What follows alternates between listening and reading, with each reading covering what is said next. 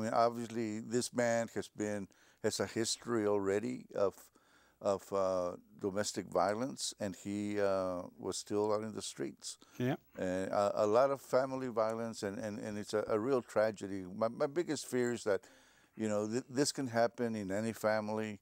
If there's somebody with mental health problems in the family, we need to make sure that we get those taken care of before another tragedy like this happens. Boy, I tell you, Richard, my gosh, it takes it's a special evil. I mean, this man must have been out of his mind. Totally. To do something like this. To handcuff your own, one of them, his own son. Yeah. And then execute him like that. Oh my goodness. Really You sad. just don't know. We are just in, I guess this happens, it's not a new thing, but I tell you, it's just hard to hear this kind of thing going on. It most definitely, and certainly it's not just Houston, Texas. I mean, we know about all the violence that's happening across the country, California, Wisconsin, Missouri, and of course last night we know that there was an uprising. We need to talk about Ferguson. It was the 1-year anniversary of the Ferguson killing. Exactly. And I tell you, it didn't seem to go well, did it? It didn't go well at all last night. It was supposed to be a peaceful demonstration. It turned violent. There were 4 police officers that were injured. Fortunately, nobody was killed. But it's the kind of thing that comes about because of prejudices and discrimination and total disobedience of the law. And they called for that too, Richard. They called for a day of civil disobedience today. I don't know what that would include. Hopefully it doesn't include rioting, but they certainly were after some kind of action. Yeah. Happened today. Yeah, definitely. Definitely. But I tell you, it's probably going to get a lot worse before it gets any better. Yeah. And we just want to make sure that we ask for peace and calm, and just cooler heads to prevail, because this is certainly an issue that's not going to go away, and it's going to be, hopefully we can find a better way to deal with these type of disturbances and uprisings. Absolutely. Yeah. Yeah.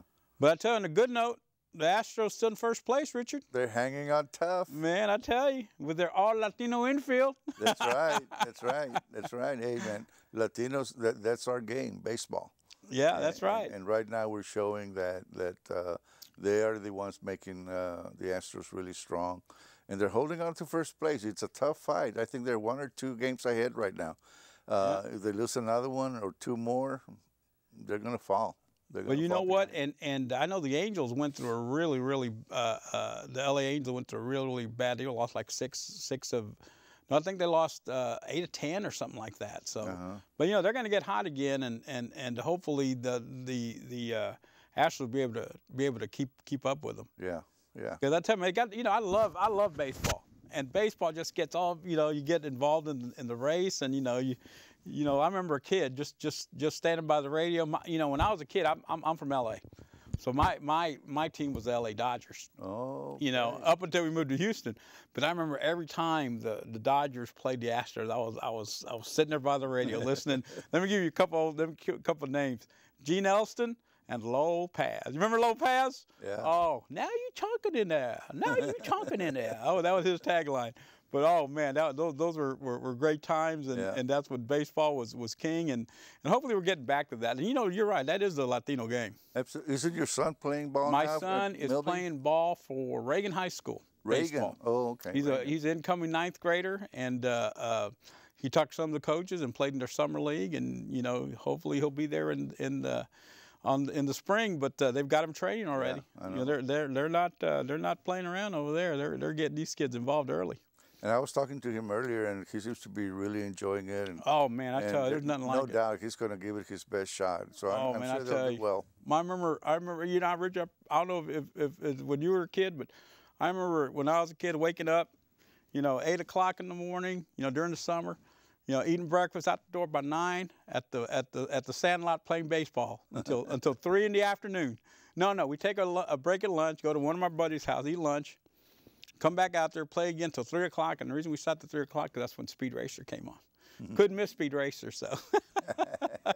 But that was some of my fondest memories of my youth. I said that was so much fun. Yeah. So I'm glad that my son's getting into that, because I tell you, it's a great sport, Yeah. and great to see him involved in it again. It's great, man. What about the GOP debates, man? What do you think? Oh man, I mean, I love it. Man, let Donald Trump put every mic you got on him. He's gonna say something stupid sooner or later. Yeah. and it's sooner than later, you know. And he's going to keep doing that, you know. And the real sad thing to me is that he's very outspoken about his feelings and what his beliefs are. The sad news is that all the other contenders for the presidency may very well be thinking along the same lines. They just don't blurt it out like he does. And so I'm really hoping that right now what Trump is doing more than anything is being a total distraction for the rest of the GOP. And he's getting all the time in the media. The other guys, you know, they're left out in the cold. But it's going to be tough. I'm just ready to start hearing what the Democrats are going to start saying about what they're going to do if they win the presidency. You know, Richard, I saw a great cartoon, and it was Donald Trump, and behind him was a gentleman and had like a elephant head. I guess they'll describe GOP, and he's whispering to him. He goes, "You're not supposed to be saying out loud what we say in code." yeah, that's right, man. That's what I'm telling you. Oh my goodness, but it's going to get a lot more interesting. That's for sure. Yeah. I mean, it's you know, he can't. I mean, I can't see him winning the nomination. No, I don't think so. I don't think so either. I think he's just being a distraction. I think when he realizes he's not going to get the nomination, he may get so upset, he's just going to go ahead and run independent and really screw up the Republican Party and strengthen the Democratic Party. That's what he's going to do. From your mouth to God's ear. Yep. But it's going to be a great ride till we get there. That's Absolutely. For sure. Yeah. You know? Yeah, it's like watching a novela on TV, you know, listening to this guy. That's what Rita said, my wife says. She says, man, that's what she's watching now. She's not watching the real novela. She's watching this novela, Trump and the GOP. Yeah. Oh, I tell you, man. I tell you, that's and, you know, when it gets, the closer we get, the more intense it's going to get, you know. So No question. Looking forward to it. Yeah. Looking forward to it, Richard. Tell you, last week was an exciting week, wasn't it, Richard? Had a lot of stuff. Exciting. Yeah, every week. Every week's exciting. When are we going to talk about that White House initiative? We're going to talk about it right now. I was leading you in, Ed. Okay, very cool, very cool. Well, you know, we have to give a lot of credit to Ben Mendez, who was the organizer and has had the direct contact with the White House initiative staff, Jacqueline Cortez Wang. Absolutely. And the two of them really worked really hard to bring our community, the Latino community of Houston, together to ensure that we would submit as many proposals as possible related to Latino education in the public school system. And I think there were like 11 or 12 different organizations that were endorsed by the White House Initiative on Hispanic Educational Excellence.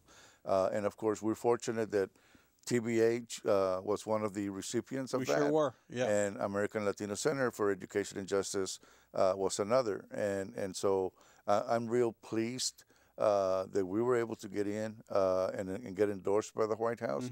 But I think it was great that they came down, and as you know, we had dinner the night before on last Tuesday, and then on Wednesday they made the big local announcement of all the organizations that in fact have been endorsed by the White House, which essentially means that these organizations are viable, have viable programs that are likely to have a direct and positive impact on more Latinos not dropping out of school, graduating from high school and going on to college and staying in college until they graduate from there. You know, it's going to be a long term, the commitment that these 11 or 12 organizations made is for the long term. It's not a one-year thing because it's going to take time.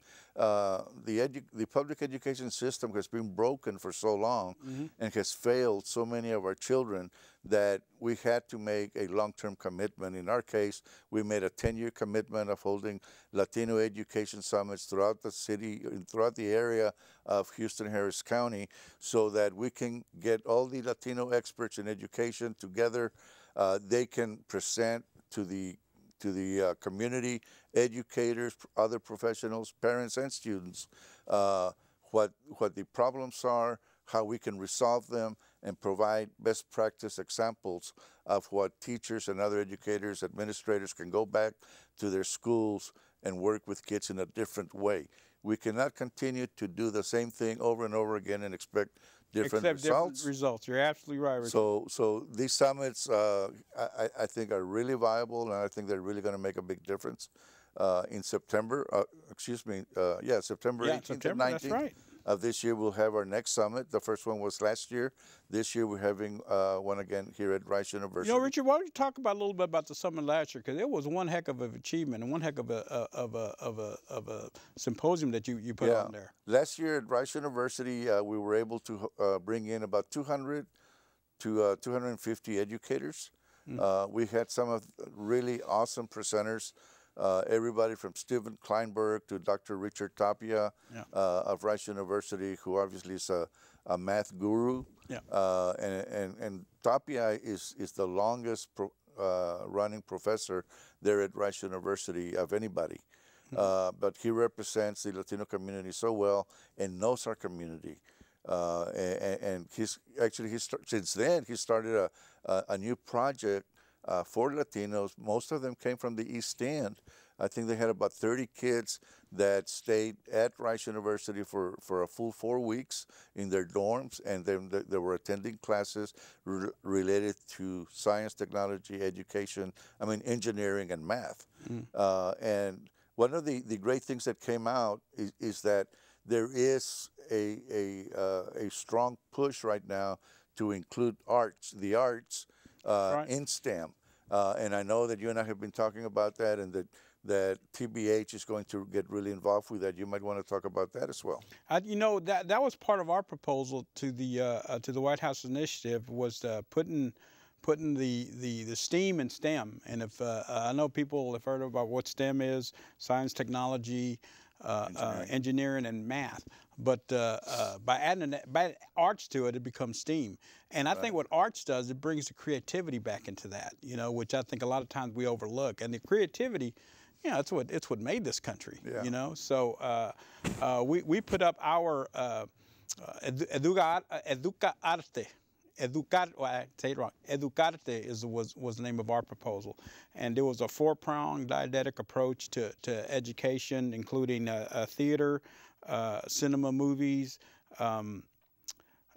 We have the Educa Padres, and I'm forgetting the last one, Richard. But it was like I said, a 4-pronged approach, and try, you know, and theater. I think, I don't know if I said theater. There you go. But and we are going after it in the bilingual area, which we think, you know, our bilingual schools and our bilingual students, I think a lot of times are, you know, they just don't have a lot of options as far as the arts. So we want to show them what these bilingual programs are capable of, especially when you add that one component to it. Yeah. So we're really pumped about getting this program started. I think that was an excellent proposal that you submitted, and certainly I totally believe that arts needs to be a part of STEM, not only because of the creativity, but the innovation that's involved. And what's happened to this date is that we don't have enough Latino students in STEM programs. That's one of the things that Richard Tapia pointed out last year. We don't have enough. We're here, but we're not there where we should be. That's right. And we need to go ahead and get the arts, because one of the problems with STEM and our kids is that they don't find it creative enough. They don't feel like it's going to take them anywhere.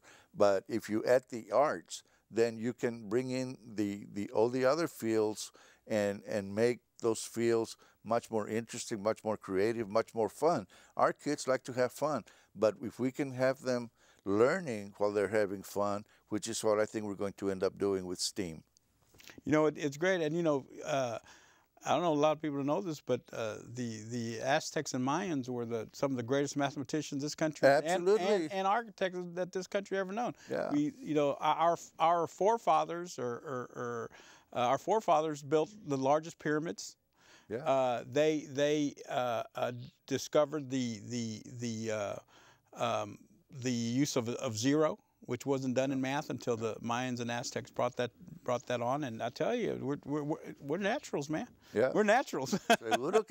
So you know, and I tell you, and I know my son Elias, he's a whiz at math.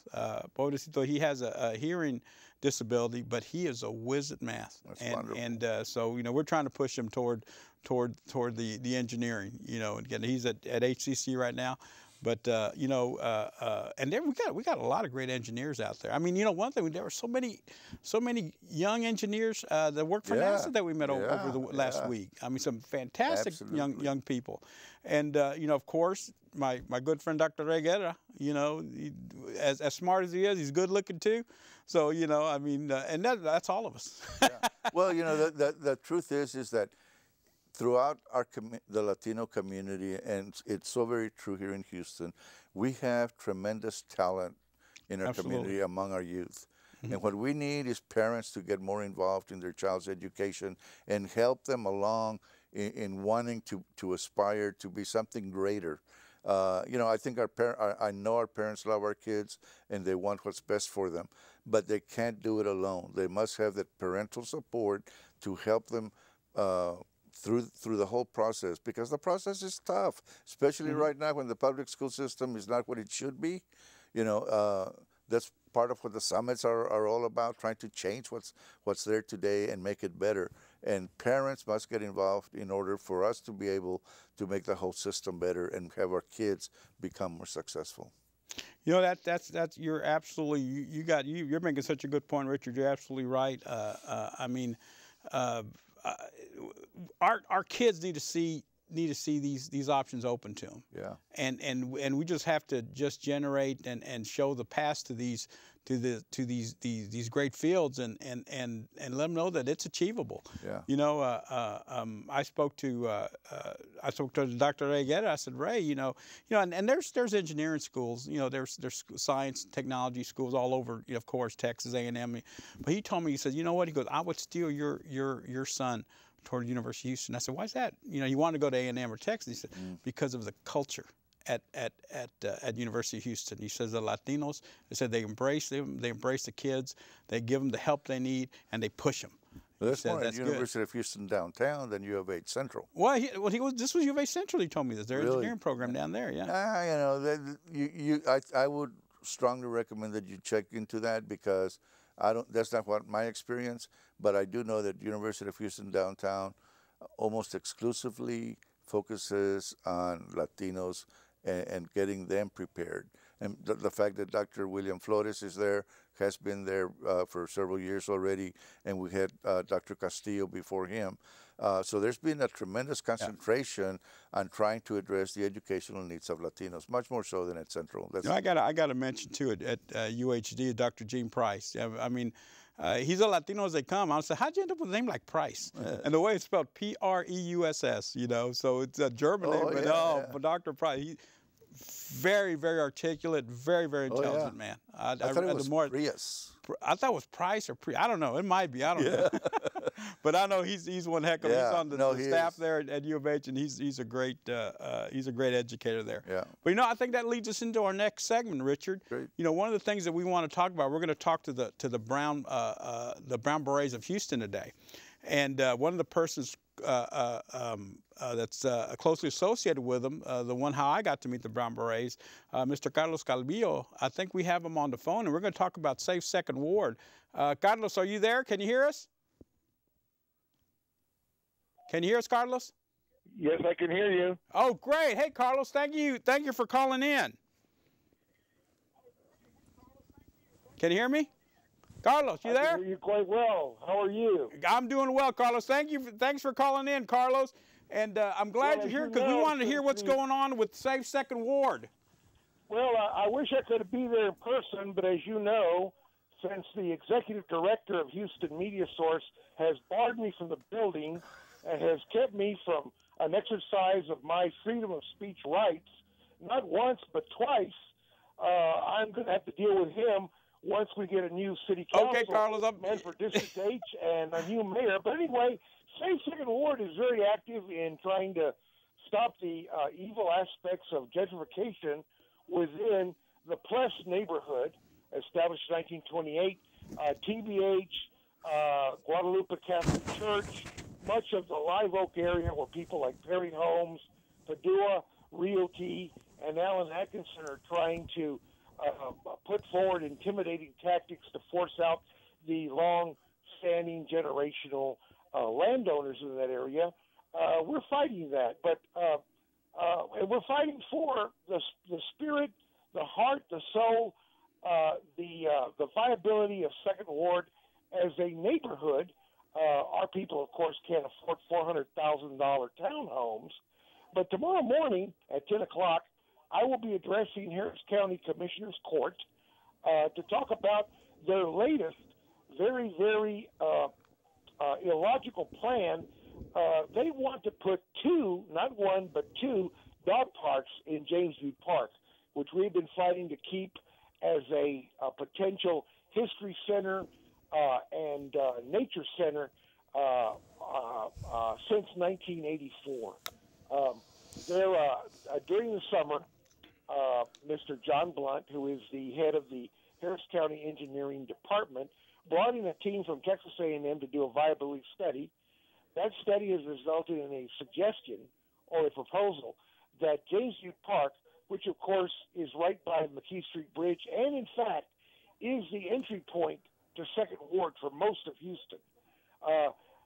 They want to put two dog parks out there, one for little dogs, one for big dogs. I'll be through in a minute, and we can discuss this further. But the point being that the Frost family, the people that came out of the Barrio del Alacran, such as myself, the Shrimp family, the Senegas, in other words, people that this is the birthplace of Houston.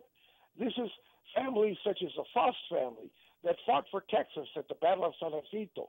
Families such as my family, the Arianos, that came out of the Barrio del Alacran, and whom should be remembered for heritage and what they've done.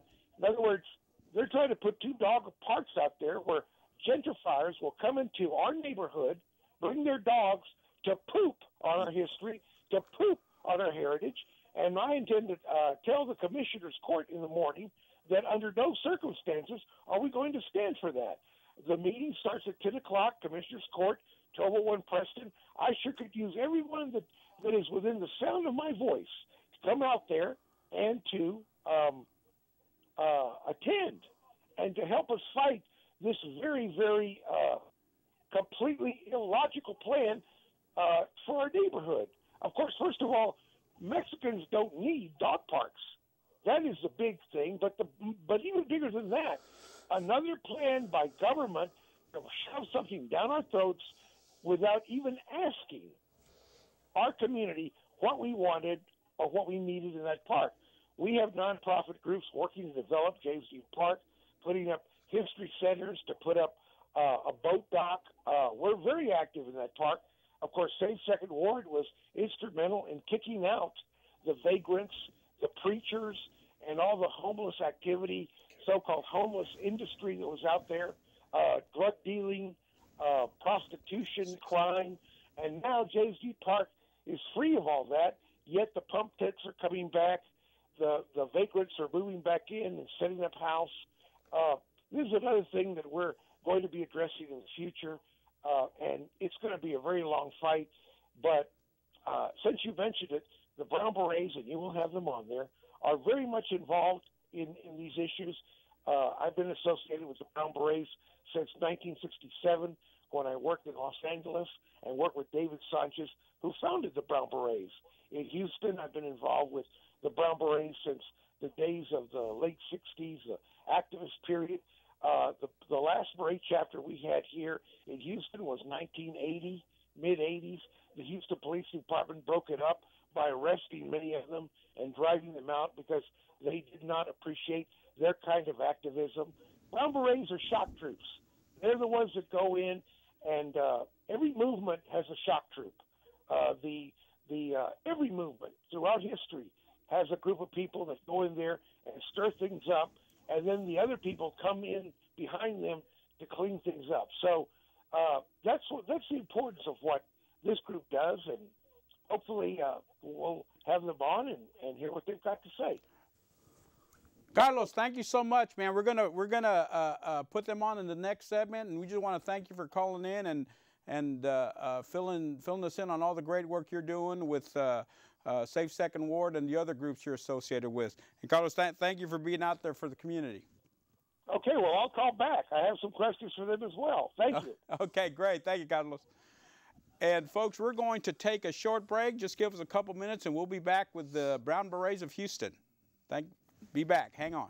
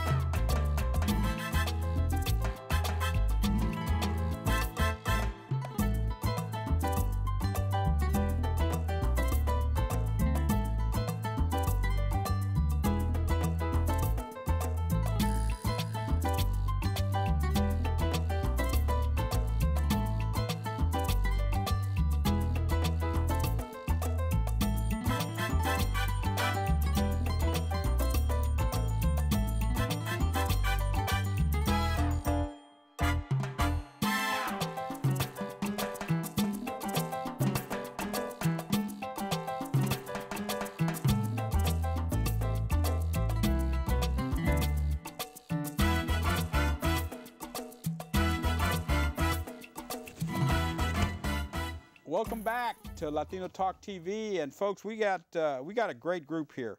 We are going to be speaking with the Cardenalismo Brown Berets of Houston. Yes. Is that correct? Sir. A group very active here in the Houston area, and it's great to have them. I was just able to, we crossed paths a few weeks back, and the more I hear about the Brown Berets, they do a lot of good work out there in the community, so we wanted to get them on the show. We're lucky to have Liz Lozano, Mr. Chris Quiroz, Mr. Willie Rodriguez. Sir. I'm going to wait him until the end here, Okay. because I love his name. Dalea Lugo. Dalea, thank you for being with us. And my Aztec brother here, Milentica, which is an Aztec name. I dig that. I love that. So it's great having you folks. And I guess we'll ask, why don't you give us a little history of the Brown Berets, people who don't know what the Brown Berets is all about. Willie? Okay. Yeah, Brown Beret Cardenalismo have been around since, been active in Texas since 63, between 63 and 65 is when they originated. It was actually some brothers, some Chicano brothers that banded together during the Vietnam War. You know, they brought the Cardenalismo here to Texas, and from there, that's where we started. Where did it? Didn't it start on the West Coast? Is No, that right? well, we're a different organization from what you're speaking of, La Causa, Brown Berets. We're a totally different organization. We were a different patch. Ah, I see. Yeah, our origins is in Vietnam. You know, Texas. We're a Texas Brown Beret organization. Great. Though we do have other organizations, we spread out. New Mexico, Colorado, and Califas, Texas. So we're getting out there. That's basically our history. Well, good. Yeah, Well, tell over us. 40. So, what are the Brown Berets? What are they doing today? Give us some of the things you guys are working on. Well, currently we've worked on the Save Second Ward project, which is to assist the homeowners and residents of Second Ward who are battling the gentrification of the neighborhood. They feel that they have been harassed by area developers to sell their homes. So we're standing up and supporting them, inviting them to meetings, town hall meetings, doing protests in the neighborhood, and doing anything that we can. The saddest thing that I had was a about 87-year-old woman who lived near City Gas Park.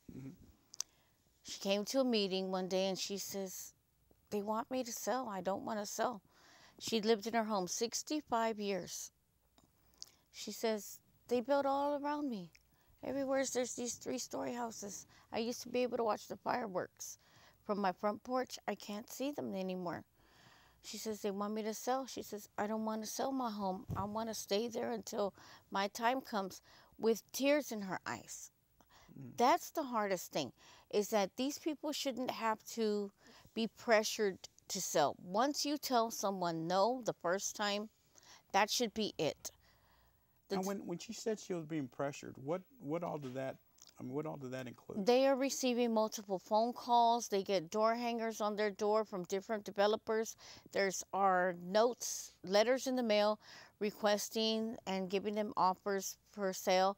And to add insult to injury, they're giving them deadlines.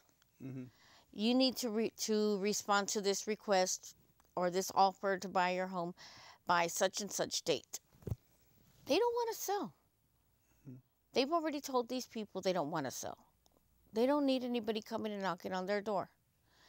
And that's the bad thing, is that the city of Houston is not recognizing that the Second Ward area, particularly the area behind the Guadalupe Catholic Church, has great history. It used to be right behind Guadalupe, in that little neighborhood, used to be called Bles. I believe the first home was erected, if I'm correct, it was mid-1800s. Okay? So you have all this history. You have St. Vincent Cemetery right next door to Guadalupe. You have another little church that's been there for also 100 years or more. Houses that people have received and have been handed down generation to generation from father to grandson to great-grandson. So you're getting your home from a great-grandparent, some even great-great-grandparents, and they're trying to take their homes. Why? Because they want to put 3-bedroom condominiums and townhouses there so they can make money. They're offering... It's all about the money. Yes, they're offering to sell these condos and townhouses for $300,000 to $500,000, yet only offering the residents $80,000 on average for their property. That is an insult. It's disgusting that they would do this to these people, because on each lot they want to do multiple units. Right. And these people, where are they supposed to go? They lived there all their lives. Let them enjoy their golden years. Why should our elderly be harassed into moving out? You know what? And the thing about that, you know, Richard, I'm sure you heard about this, and one of the things that Adrian Garcia was addressing is that not only that, is that when these people that stay behind that don't sell their properties, I mean, taxes usually get them. I mean, it's crazy, because their taxes goes up, and one of the things that being brought up is, why should these people pay for the developers' improvements for their construction? Yeah.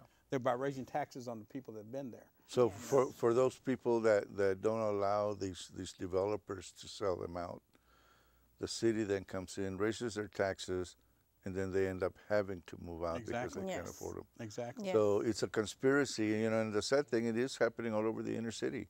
You know, it's happening here now, and that's most unfortunate, and I'm glad you guys are doing what you're doing, because it's very important that we have strong advocacy against what these developers are trying to do. We are a voice. We are the voice for the people, you know. Yeah. Yes.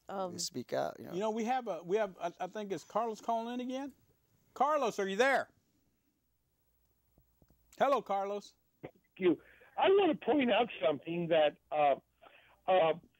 in order for a person in Houston in the wards, the high wards, which are now under attack everywhere, if a developer comes in and builds a $400,000 3-story townhome next to a little house, a little one-family structure owned by a little old lady who has owned that house for 80 years, her taxes will also go up proportionally based on the value of the home next to her. Now, the only way to stop this, it's going to take legislation in the Texas legislature, which won't meet again for 2 years, to pass a law that would prohibit someone that builds a giant townhome, that would prohibit that from causing automatically the taxes of the little old lady to go up.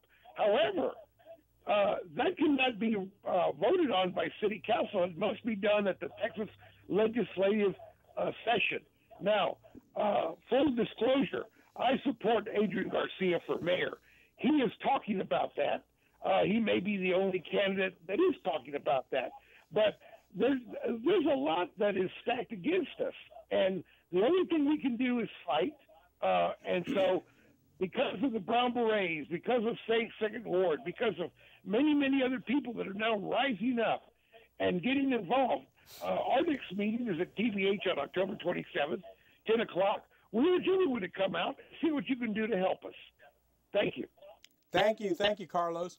And you know, I think, well, someone's going to say, well, these people that own these homes, their tax, they're exempt anyway because of homestead exemption. But when they die, and they pass these properties on to their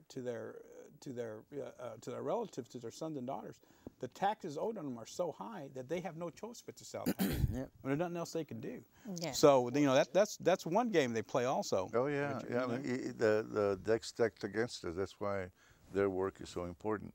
What other projects are you guys working on? Well, we are also, this includes Safe Second Ward, we are hoping on creating the Second Ward area as a historical area, not just on the state level, also on the national level. There are so many points of interest. We have old cemeteries, old buildings, churches, homes. I think it would be great to have it as a historic district. We saw a double-decker bus over this weekend coming down Navigation. So they are doing tours in the area. So if the tours are there then let the neighborhood benefit from this. Maybe these people can turn around and use this to benefit themselves and their families if we have it in a historic area. You get a house that's built in the mid-1800s or earlier, perhaps there's a way for that family to get it to where they don't have to sell. Maybe the state can turn around and take it over once those families are gone. Well, that's what is so kind of strange is that this neighborhood, Second Ward, does have a potential to have their bit of tourism. The community can benefit from it, from the local eateries to the church, because there are plenty of community events that are going on around the neighborhood. And talk about Ute Park, they should be using most of the TIERS money, or municipalities should be able to have access through Kennedy. So all that money should be going to that, and the Kennedy Road should be a public road and not a private road. Now, Kennedy Road is that street along the bayou? Yes, it is. It's currently being blocked off by the developers in the area. It is a public street. It has a City of Houston public sign on there. There are no signage anywhere in the area that says this is a private street. Residents cannot go down that street. EMS, fire department, police, constables cannot go down that street or any of the streets nearby it because they continuously block it off. They block it with, I saw the big concrete yeah, they're big barricades concrete there. barriers. That's endangering the residents of the neighborhood. Yeah. If they want to barricade something, they need to barricade the area where they're excavating because children can go over there and get hurt. Fire marshal. I heard about that, Liz. All of a sudden, they said overnight they put these Yes. concrete barriers there. Yes. And I know my good friend over at Doña Maria, Juan Hernandez. Yes. told me that he complained and that they removed them. But now they're back. Yes, and what we need the community's help, whether they're in Second Ward, excuse me, or not, to voice their opinion on that because you're endangering a whole community. If somebody's house is on fire and the closest way to get to them is through Kennedy Street from Jensen, then we need those roads unblocked. A house could be on fire, somebody could be having a heart attack, a child could be injured. There is no good reason for that street to be blocked. And this is that road right on the corner, right next to the bio, right on the Yes. corner with Catholic Charities, right across Yes. the street from TBH. Yes. I've seen that road because I used They to. want a free private street. Yeah, Yes. I would take that and go to Doña Maria all the time. Yes, Take the back that's street over there. Take the right That's there. a good point. The residents that live immediately on that area, on Live Oak and Kennedy, we have one gentleman, Mr. Albert Martinez, who's being harassed. They are excavating so close to his backyard, his back fence, that all it's going to take is one good rain, like we had a couple of months ago, and he'll probably lose that fence line because it's that close. If they want to be neighbors with the rest of the community, that's fine, but be good neighbors. What are you bringing to the neighborhood? Don't just take from us. That's right. They need to give back. That's right. Has anyone got to Ed Gonzalez yet? Because he's the city councilman there. We've spoken to Ed Gonzalez, and his favorite reply has always been, but they have the right permits. Maybe we need someone in city council and as our mayor that's going to support the community. What about your Well, it's a good state point. rep? Our state representative as well. We'll go as high as we can. Yeah. See, I think I have to say about Ed Gonzalez, I mean, he may be a good man, but then, I mean, I've had him on Twitter say a couple of things that, stating that the road that is Kennedy is saying it's a private road. They have a right to close it off. But then I'm going like, what? That's not what I'm hearing from other individuals who have proof, such as from Carlos Cabillo and Albert Martinez, having proof that no, it's not, from the railroad. But they want to go ahead and take our tax dollars and give them, make it a private road. I don't understand how they're saying this is a private road. That road has been open there for years. I'm not certain. I guess because they need to use the street and they have so much money, because it's Perry Homes, Padua Realty, that are the two main developers in that particular street in that area. We also have Urban Living and a few other smaller ones in the neighborhood as well. But Perry Homes and Padua Realty are the two main players. Thankfully, Mr. Padua did come to our town hall meeting and he spoke, and we're hoping to get a hold of him sometime very soon to see what he's going to bring back to the neighborhood. Perry Homes, we have yet to speak to a representative of them. Wow. But Elizabeth, also, isn't it a big concern that with the bayou right there, that there aren't any railings alongside that bayou? Yes. That anyone could, or a child or whatever, can be pushed over, or, you know, something could happen or whatever. Somebody can ride their dirt bike in that excavation site and it security can into the bayou. My main concern about this community, why isn't there a storefront within this community? Because you're going to have that along the way.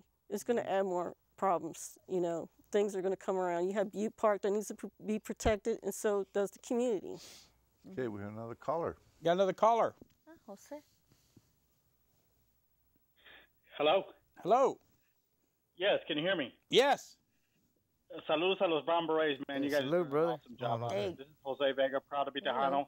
You know, I am disgusted by the lack of support that these people are getting, okay? And this isn't supposed to be an Adrian Garcia thing. This isn't supposed to be a Robert Chavez thing. This isn't supposed to be a Ed Gonzalez thing. This should be a bipartisan movement to save these people's homes. And I myself am disgusted by myself, the lack of support that I've been giving them. But you know what? When it comes down to it, we need to unite with them. We need to help them out. We need to do all we can to support this. And I just got to give it out to them. The Brown Berets are doing an awesome job. When no one else stepped up to the plate, they did. And it's about time that we have someone that will do it. So I'm here for you guys. Proud to be Tejanos, here to support. Like I said, this should be a bipartisan movement or a nonpartisan movement. Do not mention politicians when it comes down to it, because they're only going to show up when it comes down to where they're running for either city council or city mayor or Senate or representative. That's the only time they're going to show up. Okay? So don't count on them. We need to do this on our own. We got to do this on our own. I'm here to support you guys and this stuff. It's time for me to step up to the plate. Okay? And that's all I got to say. A big shout out to the Brown Berets. You guys are doing an awesome job. Elizabeth Lozano, you are the new voice. Big shout out to you. You got a big heart. Thank and you. You're going to take this to a whole different level. Okay? Good deal. Thank you, Jose. Javier, thank you for having him there. Okay. Thank you. Thank you for calling in. I tell you, man, you guys got a lot of work ahead of you. That's for sure. That's what we're here for, man. Okay. That's what we're here for. We took that oath. We took that oath, man. You know, that's what we're here for. Yeah. Yeah, that's what we're here for. Well, We're not afraid of work. You guys are doing this work peacefully, Yes. and when you're doing that, we should be able to get a lot more of our community behind you Yes. Right. to approach that. The last thing we want is any violence, right, related to that or anything else. But what you guys are doing you're doing it right, and I applaud your efforts. Appreciate that. Gracias a todos. Porque es importante. Nuestros ancianos necesitan el apoyo de la juventud, and that's what you guys represent. Yes. That's right. Someone did it for us That's right. Absolutely. That's what we're generations ago, and it's time for us to stand up for our elders and for our next generation so they can have a place to call home and not just a townhome. Place with a yard with naranjos, with all kinds of fruit trees, flowers and stuff. You know, these new townhomes, that's what really makes me mad. Where are you going to plant a garden? My abuelita had a garden. She had ciruelos y nopales and frutas y rosas por donde quiera. These are things that the children need to grow up. Yeah. They shouldn't have to be put in a car, Yeah. packed a lunch, then driven across town to go and enjoy some it's really really sad, space. because I remember especially the Blessed neighborhood. Yes. I remember, I went to school at La Guadalupe, and I tell you what, my grandfather was one of the original. What would you call it? He would main during the Prohibition. He was bootlegger. He was bootlegger. Yeah, he was bootlegger. And they tell me that he would make his own tequila and beer. And they said the neighbors said that they would always know that it was done when it's in the middle of the night. You'd hear, "Viva la revolución!" He said they knew he was ready. They knew he was ready. Is your grandfather? But, that was my grandfather, John Pettis. John Pettis Sr. Nice. And I tell you, he loved the neighborhood. He ended up in Houston back in the 20s and never went back to Mexico. He said this was his home. He loved it here. Raised his family here. So we still own the house that he owned. Nice. Wow. So you know it's Second Ward is almost like a small town. Yes. I mean, everybody knows each other in Second Ward. You know, I mean, it's great just to go out. I mean, you see them at a restaurant, no, pero todos se conocen. Oh yeah. You know, and and I'm afraid that we're losing that. We're losing it in all the barrios, and that's the thing about the Brown Berets. Today we're in Second Ward. Next week we might be in Denver Harbor, in North Side. We might be any other part of town. Right now, Safe Second Ward has asked for our help. That's what we're doing. For the people that can't get up and stand up for themselves, defend themselves against these tyrants, these bullies, and be a voice, we're here to help them as much as we can do, only because we owe it to them. Because of these people, these elders, they stood up for us at one time. Now it's time for somebody to stand up for them. I tell you, and if people want more information about the Brown Berets, what is there a website, or how can they do that? You can visit our Brown Beret page on Facebook at the Houston Brown Berets. Okay. You can also email us at cnbbhtx.com. I'm sorry, on gmail.com. Okay. And just send us a message, and we're around. Yes, 832-525-3549. No tenga miedo.